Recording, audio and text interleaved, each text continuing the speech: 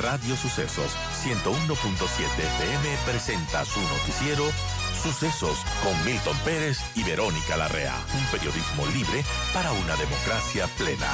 Los hechos y las opiniones de los sucesos que marcan nuestro tiempo.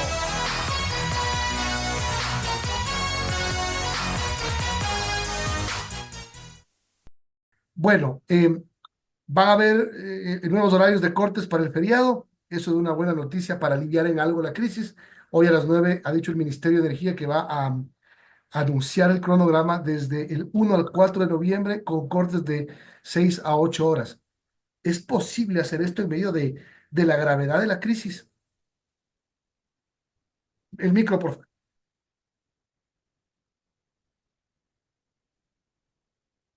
Préndele el micro, por favor. Roberto, no lo escuchamos, su Ahí sí. micrófono. Está. Sí, ahora sí. Ahí Sí.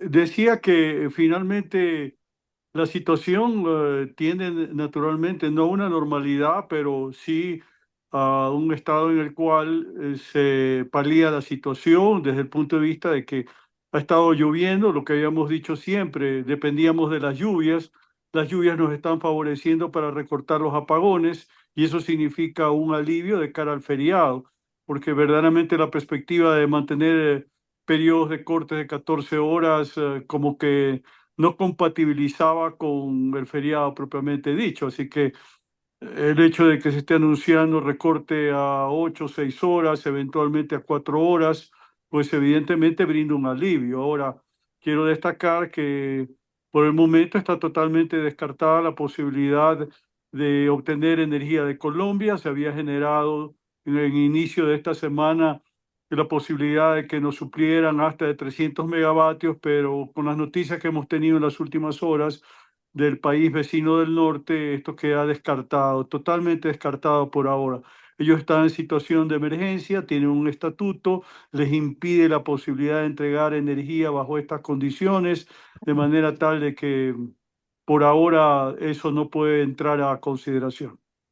Bueno, pero esto también a propósito de lo que pasó en Colombia y digamos, de la fallida negociación o pedido hecho por tanto la ministra Manzano al ministro Camacho y del presidente Noboa al presidente Petro, se abre la posibilidad de que haya una compra de energía a empresas privadas colombianas.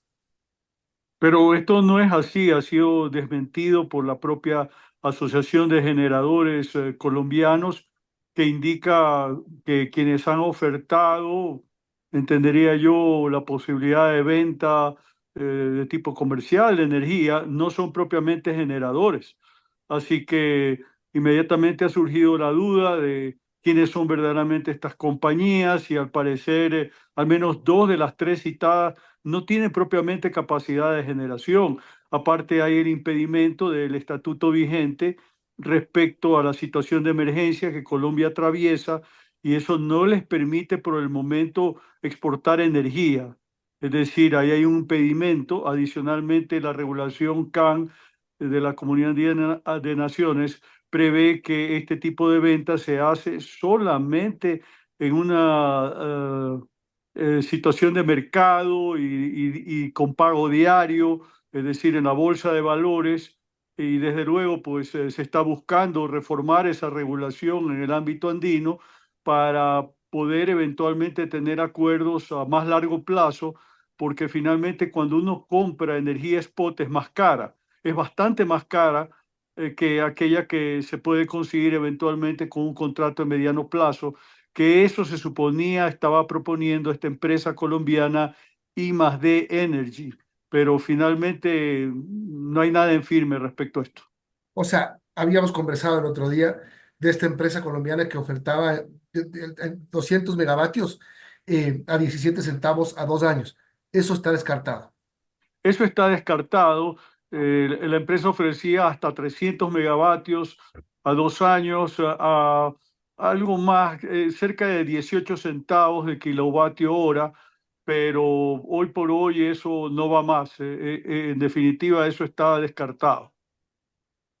Volvemos al tema de la esperanza en las lluvias y lo que se vaya consiguiendo de a poco. El gobierno ha dicho, ha hecho un anuncio del programa de llegada de generación comprada y de generación alquilada, que según el gobierno empezaría a hacerlo desde finales de noviembre para empezar a aliviar algo más la crisis de diciembre. Veamos qué sucede con eso. Del paquete inicial, que era de 341 megavatios, hay 4 contratos que están adjudicados, pero no hay seguridad respecto al cronograma de montaje de las plantas térmicas respectivas, que equivalen a 241 megavatios. Aparte de eso, en días pasados, esta misma semana, ha salido un paquete de 260 megavatios adicionales, una de cuyas unidades iría a Termomachala, por citar un caso, pero desde luego todavía no hay claridad respecto al cronograma de montaje de esas facilidades. Y creo que lo mencioné en la entrevista que mantuve contigo el otro día.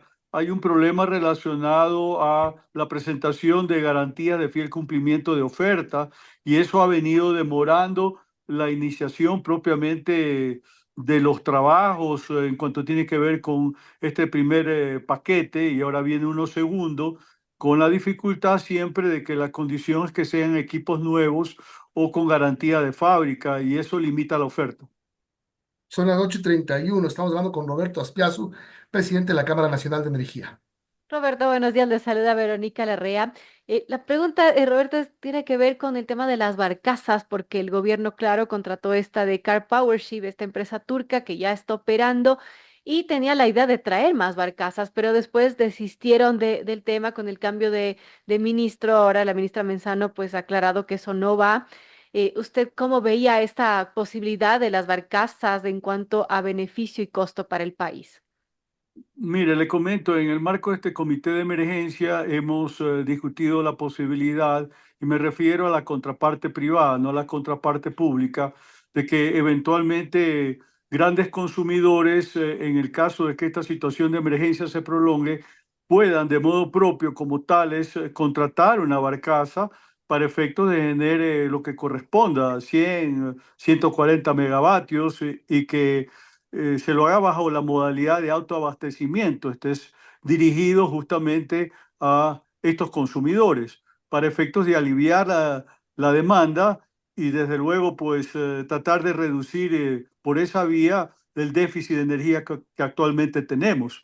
Así que creo que la situación nos obliga a ser imaginativos y tratar de encontrar soluciones de esta naturaleza. O sea, no podemos estar con la expectativa de que la ley eléctrica aprobada recientemente va a resolver el problema, denominada Antiapagones 2, porque finalmente lo que hace es promover proyectos de energías renovables no convencionales que van a tomar 2 años. Entonces, eso no soluciona el problema de energía en firme que estamos requiriendo en este momento y que por ahora el gobierno está apostando a que sea energía en tierra, no en barcazas, pero en fin, veamos qué es lo que va sucediendo en las próximas semanas para tener eventualmente la certeza que en diciembre esta situación está superada. Por lo pronto, las lluvias nos brindan alivio, en buena hora. Lo que dice Verónica, Roberto, el gobierno dijo una segunda barcaza y quizás una tercera barcaza. Pasaron unos días de eso y salió la ministra Manzano a decir, ya no más barcazas, energía dual en tierra, energía contratada, energía comprada en parques térmicos. Esos cambios de parecer que podrían incluso ser obligatorios por las negociaciones, por las leyes, etcétera, hacen perder más tiempo.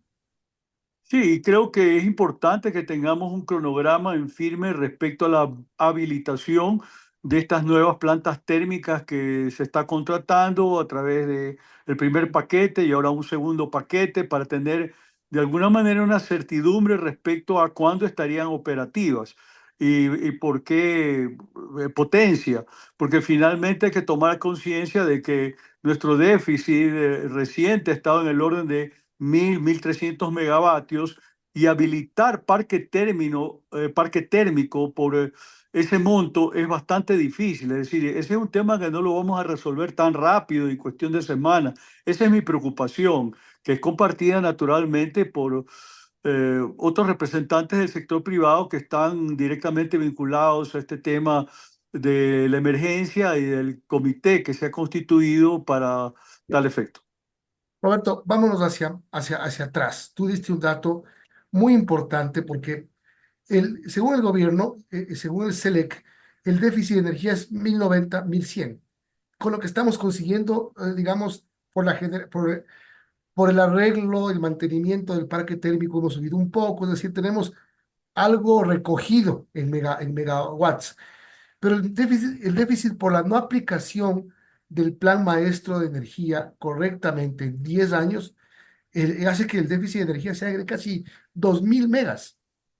Es correcto, ese fue el informe que recibimos como comité de emergencia hace una semana y hubo reconocimiento de que efectivamente ese era el desfase, que entre 2014 y 2024 se debió haber acumulado 1951 megavatios adicionales de potencia disponible que en este momento no tenemos. Entonces, con un déficit de 1100 por redondear cifras, pues evidentemente estamos en problemas. Ahora, yo sí quiero destacar que en las últimas horas, con lo que ha llovido, Coca-Cola Sinclair, que llegó a estar generando apenas 350 megavatios, en este momento está generando 1100 megavatios. Es decir, ahí está supliendo poco más de la mitad de lo que estamos requiriendo en términos de suplir el déficit.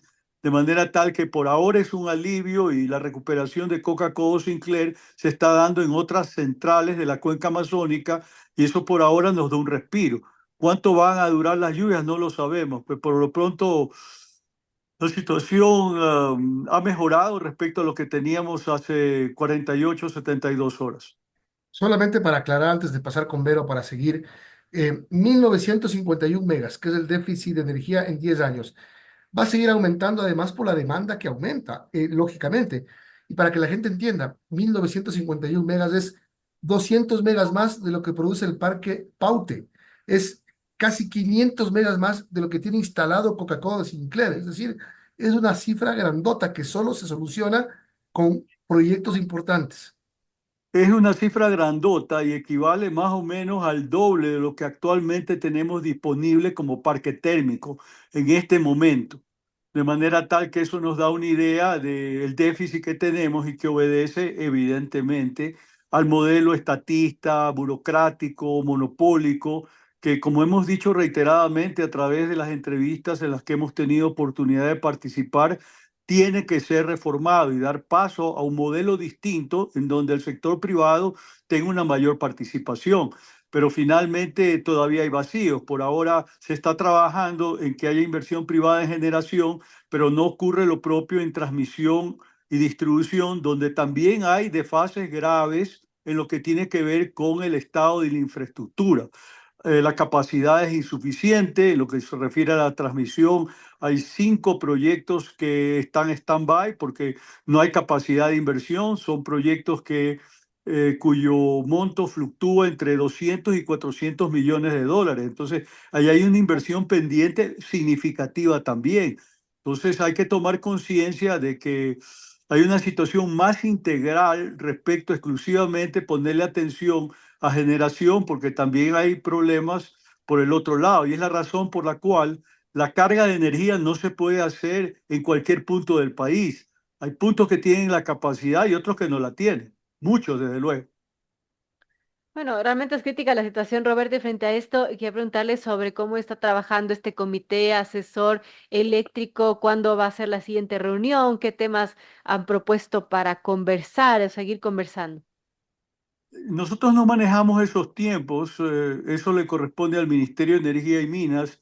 El mensaje que hemos transmitido a la ministra Manzano básicamente se refiere al hecho de que necesitamos ahí una secretaría ejecutiva para mantener una interlocución permanente como miembros del comité a fin de hacer un seguimiento, cómo van evolucionando los temas que quedan planteados, porque evidentemente nosotros no vamos a ser convidados de piedra, es decir, tenemos que ser proactivos, estamos trabajando en el borrador de un plan de emergencia que pueda servir para tomar acciones urgentes y veamos hasta dónde avanzamos. Por ejemplo, una de las ideas es ver la posibilidad de crear un mercado de mayoristas donde generadores privados puedan entenderse directamente con grandes consumidores, flexibilizando el concepto, la regulación relacionada, que hoy en día es muy restrictiva, porque hay autogeneración hasta 100 megavatios de proyectos principalmente hidroeléctricos, pero esa entrega es solamente para consumidores que están vinculados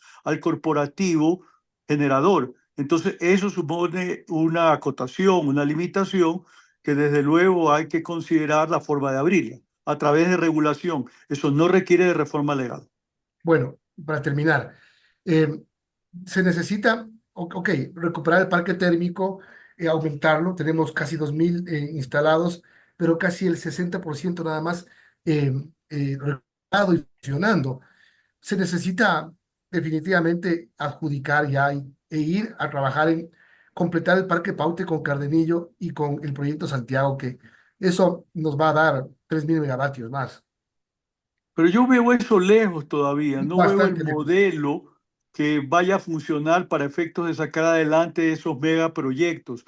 Seleca genera la expectativa de que acaba de aprobar un reglamento de asociatividad, pero nosotros no lo vemos muy viable porque termina siendo muy engorroso y finalmente la empresa de modo propio tiene sus problemas de carácter económico-financiero. Es decir, si va a haber una sociedad con participación de Selec, va a tener que aportar capital y no se va a Ah, asociar ninguna empresa seria con Select si es que acaso no tiene garantía de que va a cumplir con su compromiso de verdaderamente ser un socio cumplidor. Entonces, es la razón por la cual este tema lo vemos con un poco de reserva, que es la modalidad que también se quiere implantar para efectos de cambiar el modelo de Termomachala, ¿no? A una empresa que se asocie con Select eventualmente, pero yo lo veo con algún problema por ahora y naturalmente es un tema que nosotros lo tenemos en agenda y lo vamos a seguir discutiendo en el marco del comité emergente, en donde ya planteamos nuestra preocupación alrededor del futuro de Termomachala, porque eso en manos de Select propiamente no va a ningún lado. Sabemos perfectamente que ahí hay 192 megavatios que no se han puesto en funcionamiento porque no ha habido gas natural, no ha habido combustible, y eso ha significado un freno para disponer de esa capacidad de generación que en este momento la necesitamos con urgencia. gracias, Roberto. Roberto Aspiazu, presidente de la Gracias. Cámara Nacional de Energía. Gracias por atendernos. Buen día. Buen día.